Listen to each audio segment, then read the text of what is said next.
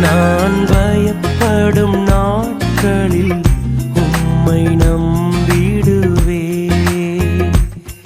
இந்நச்சத்தின் நேரத்தில் உம்மை சார்ந்து கொள்வே.